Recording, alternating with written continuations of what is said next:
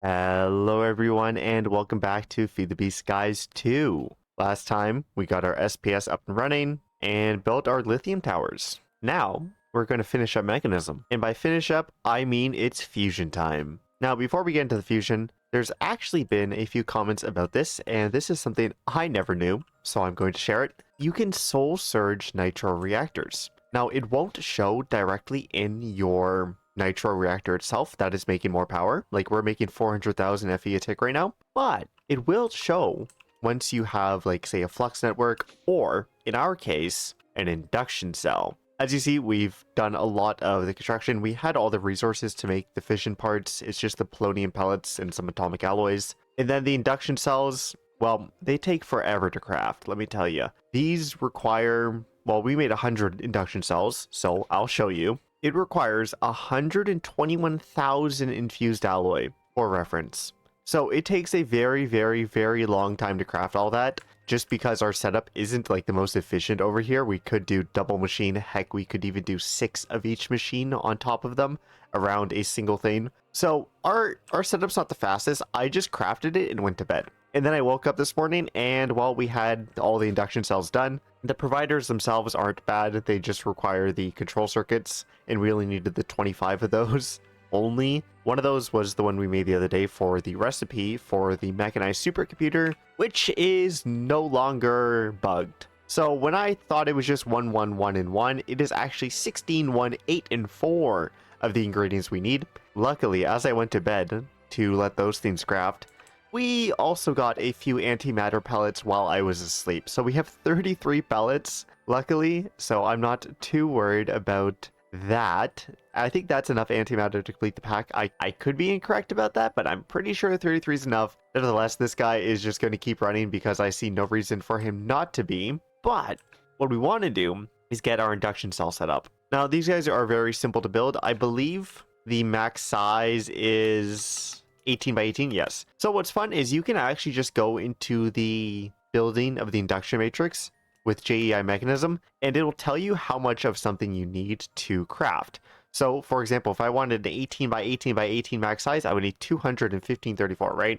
But we're going to do a 7 by 7 by 7 with an interior of 5 by 5 by 5. So we need 68 induction casings and 148 structural glass. I have enough of that both, so I'm not too worried in that case. But I gotta figure out where I want to put this. I was thinking right in the middle here, because it kind of is our centerpiece of our base, I guess.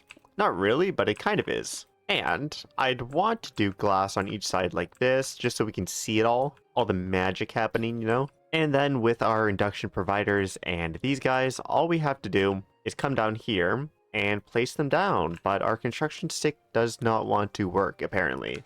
It's very anti-working. What about a diamond one? No, they just simply don't want to work for me. I'm not sure why my construction sticks aren't working, but we're just gonna have to place these manually.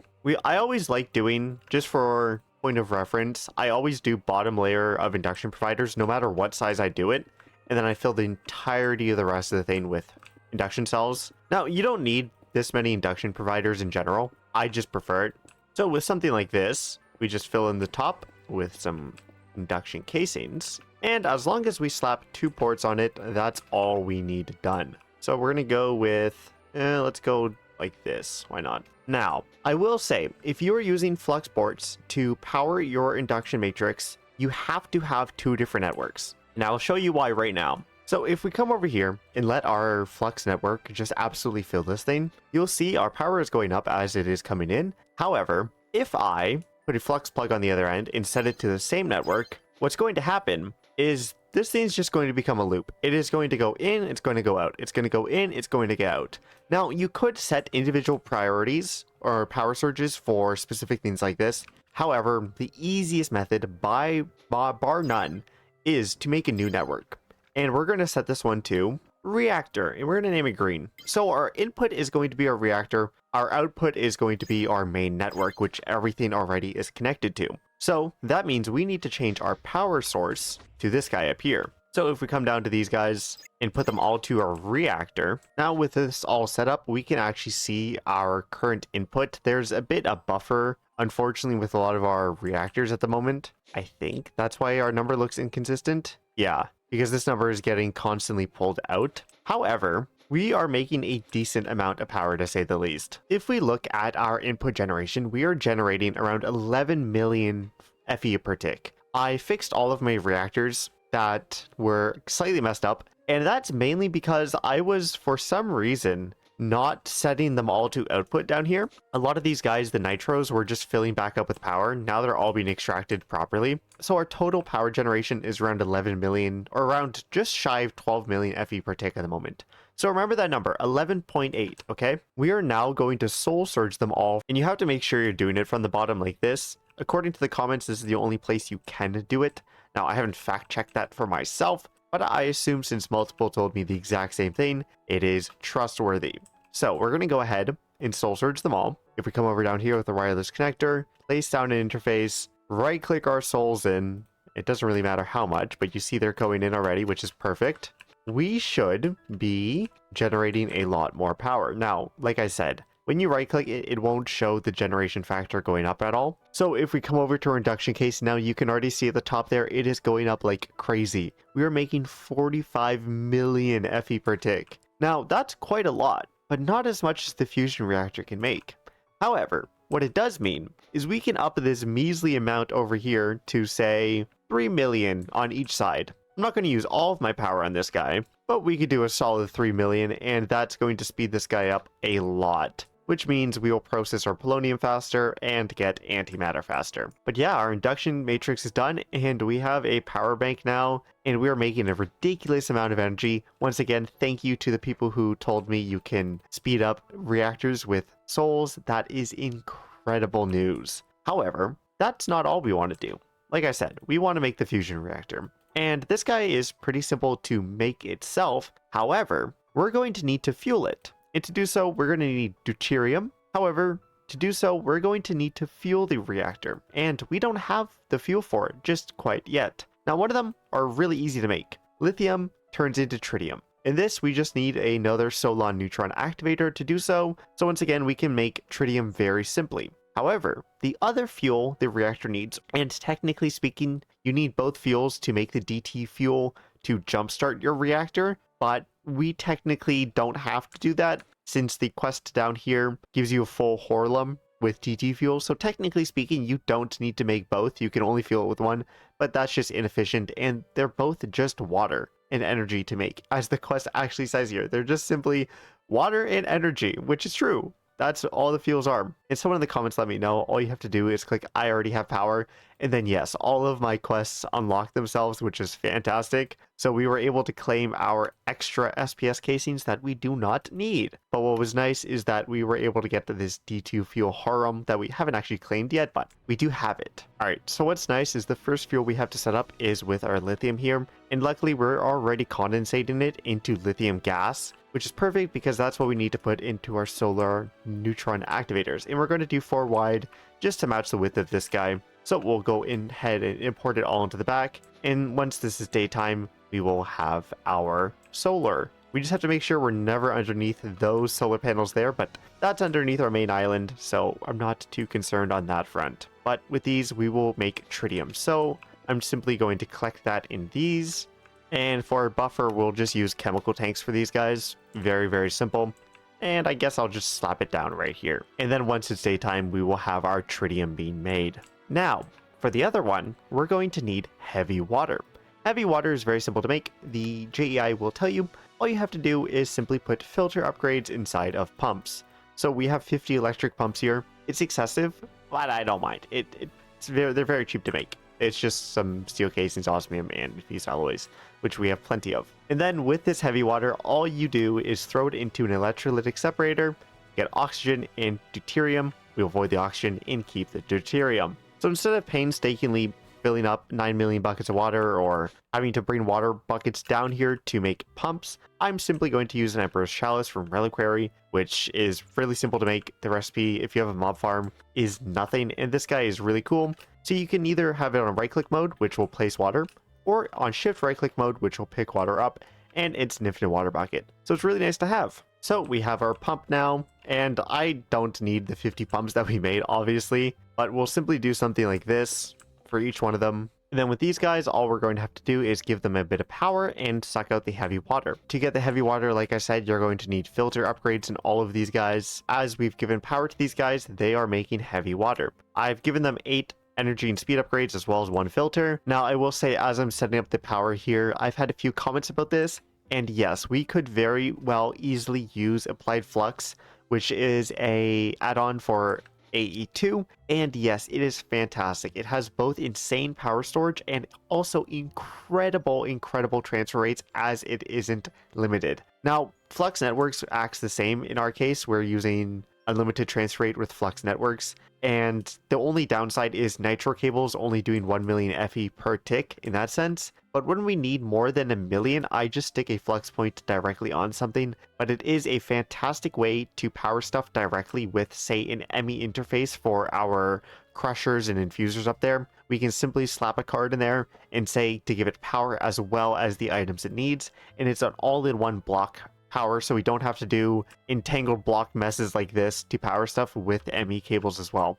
It is very nice. Now if you're interested in doing that yourself, I highly recommend it. But all we want to do is grab this water out and throw it into some electrolytic separators, like so. So this guy will make, once again, deuterium and oxygen, and once again we're going to dump excess oxygen. And then this guy we will also store just in a chemical tank for now. As you see, we already have 400 buckets of deuterium, and if I check up with these guys, I assume daytime has passed since I started building them. Perfect. We already have 1,000 buckets of tritium. So once again, very simple setups. Lithium towers into these guys to make tritium, and then very simply water pumps with filter upgrades to make deuterium. Now, what I will say is I want to make some quantum entangleporters. And that's mainly because they're very easy ways to transport the deuterium and tritium around, especially since one of these are in the basement. It will make my life a lot easier. So very simply, we're going to do a quantum entangleporter like this. The nuclear waste one never ended up working, but these guys still should work by all means. So we'll do deuterium like so. And now our quantum entangleporter has deuterium. So this is an 8 million bucket, this is an 8,000 bucket storage, and this is also an 8,000 bucket storage. So we have 16,000 buckets of deuterium backflow we can make, which is really nice having both of these. So we just have 2 filters, and then we're going to do the exact same up here. This one technically won't be needed because we're going to have a quantum entangleporter right there, but it is just nice to have. So this one will be tritium, and same thing. It's going to get tritium inside. Now, that's it for the fuels we're going to need. So it's time to build the reactor itself. So this guy, very similar to the SPS, is a circle of sorts, I guess, technically speaking. And it is very simple to build. You just build little stars like that. And you have to make sure you're using reactor glass and not structural glass for this guy, because it will not work otherwise. If you follow a very simple plus pattern like this all the way around, it is very simple to build. You just fill in the corners like so, and you're good. Then simply a few adjustments we have to make. This top block here, we have to replace it with a fusion reactor controller. See, now it's formed, but we're not quite done yet. We actually have to add some ports onto it, mainly for power and for fuel. So our 2 fuel sources are going to go in the back right here. We're going to have tritium and deuterium go in. Then we also need a laser matrix focus, and this is to simply jumpstart our reactor, and we'll get into that in just a second.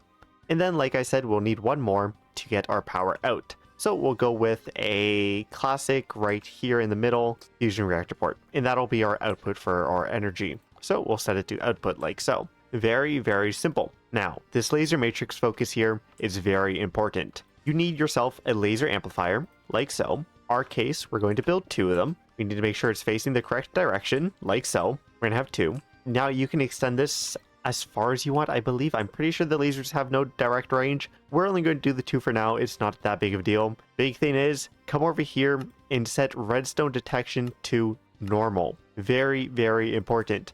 Otherwise, this laser will constantly shoot power that you're putting into this guy, and it will never get to the 400 million FE you need to jumpstart it. The quest does explain this. You do need 400 million FE to jumpstart the reactor, as well as the DT fuel that we got.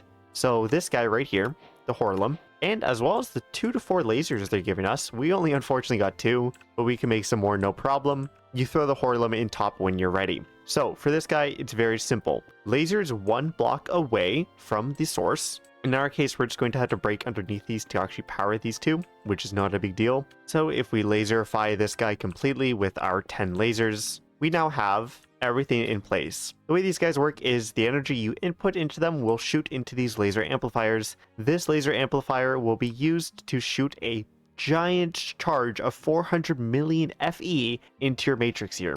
Then that will jumpstart your reactor, assuming you have both the fuel and DT fuel Horlum at the very top. So make sure you have those in there, and then once you shoot in your amplifier, it'll be ready to go. So we're going to slap down both our quantum entangleporters, do a little something like this, and one's going to be deuterium, the other one will be tritium, and we will do chemicals output at the top, like so. So now this guy is filled with both deuterium and tritium, and our Horlum is at the top. Now all we need to do is give these guys power. So as you see, the lasers are amplifying into this guy, and then this guy will slowly build up power thanks to, well, the lasers amplifying into them. Now, like I said, the more lasers you put, the faster this thing will go, but we're just going to let this go for just a bit, and slowly but surely, these lasers will amplify, well, fully up. And we are almost at the 400. So all I've simply done is just add a little redstone line with a button here. And I moved the reactor port to that side just so we can see it be made once we click the button. But that guy's at 400 million FE. So all it will do now that we've set this to max is it will only ever send 400 million FE, which is exactly what we need. Once again, the DT fueled Horlum at the top, tritium and deuterium stocked inside, and our reactor is formed. That's it.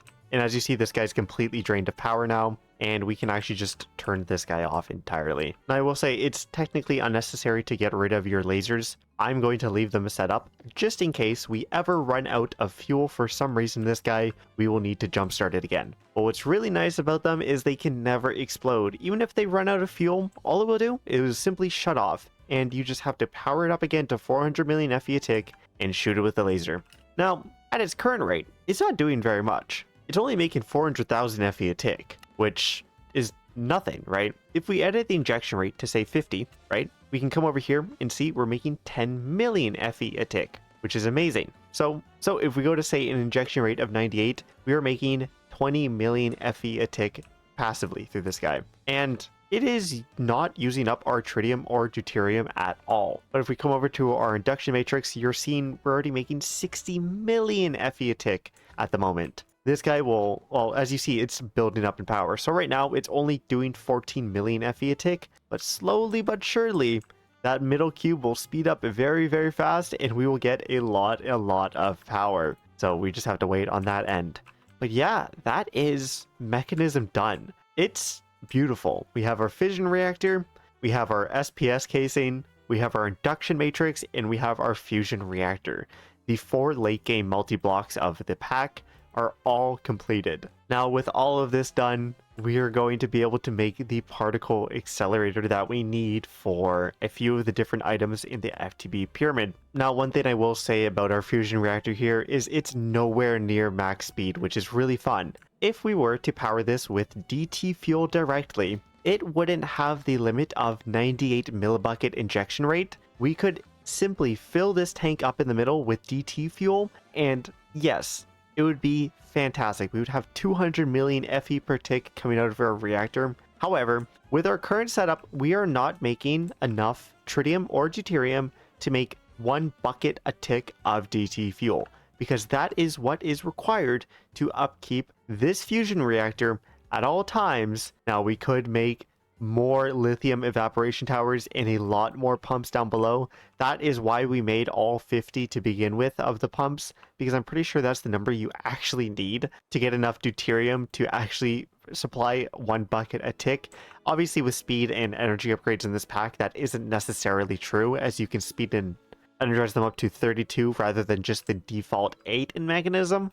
But yeah, still, we're not making nearly enough at the moment to do this. We might change that in the future, but I believe with our 66 million FE per tick, we are making just enough, or more than enough. We could always expand our mechanism setup, get DT fuel injected directly into this guy at a bucket a tick, and we would have 10 times the power. I really have to stop doing this, and I genuinely mean it this time. We are very much post-recording, very much post-editing and rendering to the point where I already have the video uploaded and ready to be published. However, I realized, why publish something that isn't complete? So I completed it. Now, it's technically not complete in the sense that we do have to add some more lithium towers and some more pumps, but that is something we've already shown. So what I do want to show is the power throughput.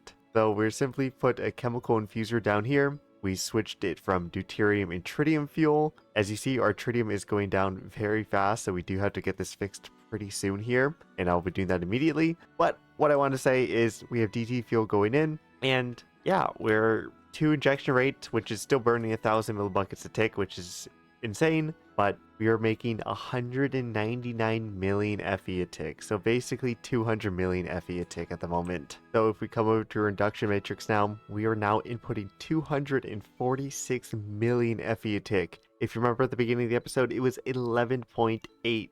That's an insane difference. We're never going to have a power problem again. But I'm going to get this in the video. You're going to see this right before the outro. And I quickly have to go set up all these lithium towers. And then hopefully you guys enjoyed the episode. But anyways, guys, we're going to wrap up the episode there. I do hope you enjoyed. Next time, we're not going to be jumping into particle acceleration just quite yet. We're going to be hopping into some agriculture and magic. And by that, I mean bees. Technically, bees aren't magic, but we're going to be needing our bees to do the mod Enchanted for the Omega Dragon Egg, which will be a part of our Feed the Beast pyramid. I'm hoping we can get the first layer done within the next few episodes. That'd be a really fun accomplishment to have. But anyways, guys, I do hope you enjoyed. Even though our fusion reactor isn't quite up to snuff and is not producing its max power output, I still hope you guys enjoyed. If you did, leave a like on the video, it means a lot. If you learned anything or want to tell me anything about my base,